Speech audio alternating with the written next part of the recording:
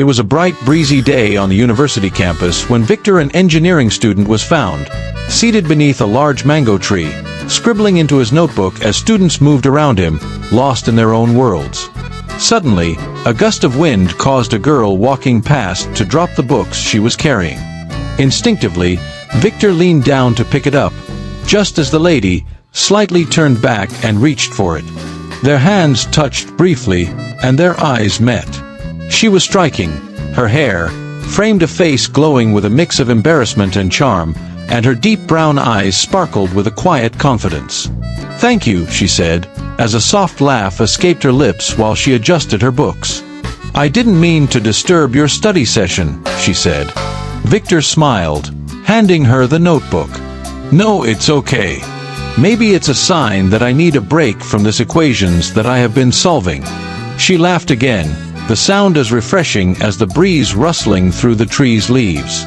"Well, I'm Amanda. I'm running late for class, as usual." "Victor," he replied. "It's nice to meet you." She smiled. And just like that, their paths began crossing repeatedly, at the library, during campus events, even at the local cafe.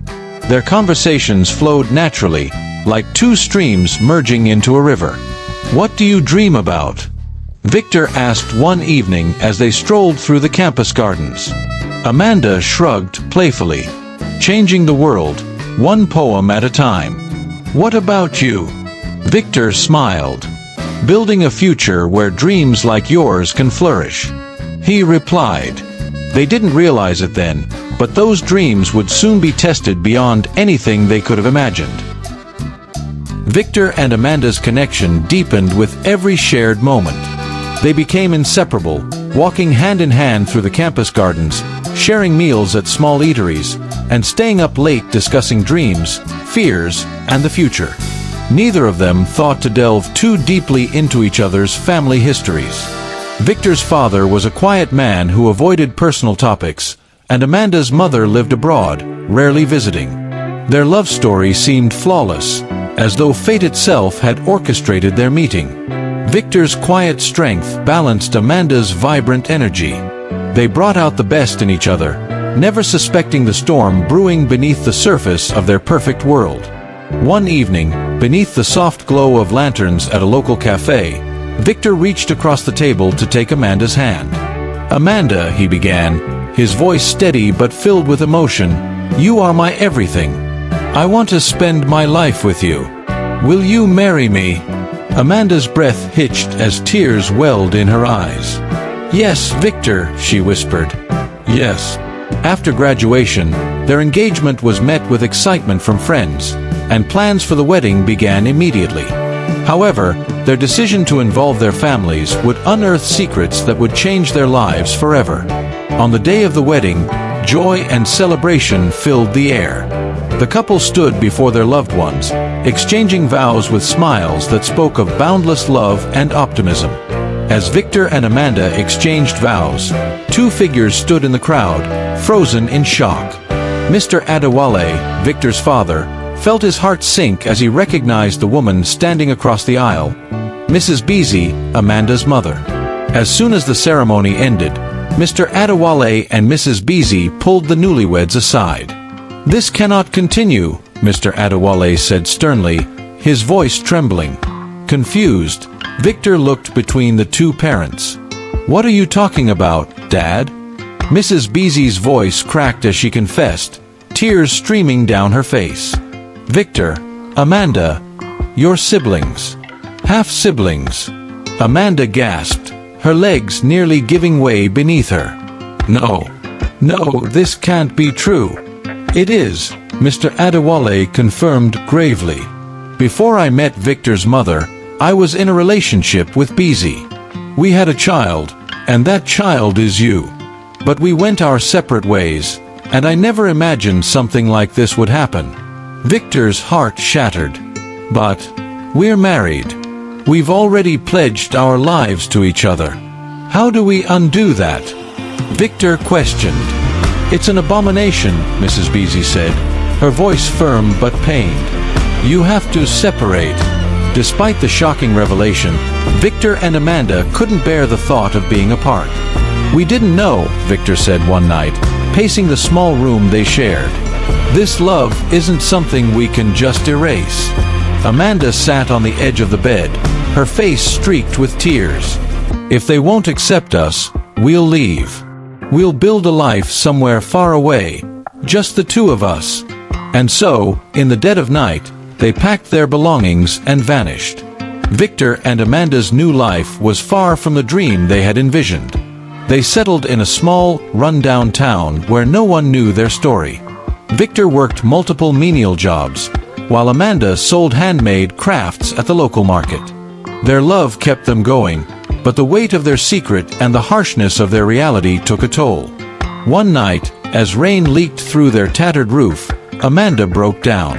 "Victor," she sobbed, "is this really worth it? What if we made the wrong choice?" Victor wrapped his arms around her, his voice soft but resolute. "We didn't choose to be born into this situation, my love. But we did choose each other. That's all that matters." Despite their struggles, they found solace in their son, Emeka, whose laughter filled their small home with light. Years passed, and Emeka grew into a lively teenager. One fateful day, as he ran an errand, a speeding car struck him, leaving him unconscious on the roadside. The driver, panicked, rushed out. It was Mr. Adewale.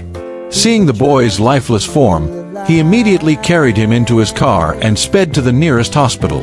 When Emeka regained consciousness, Mr. Adewale sat beside him, relief flooding his face.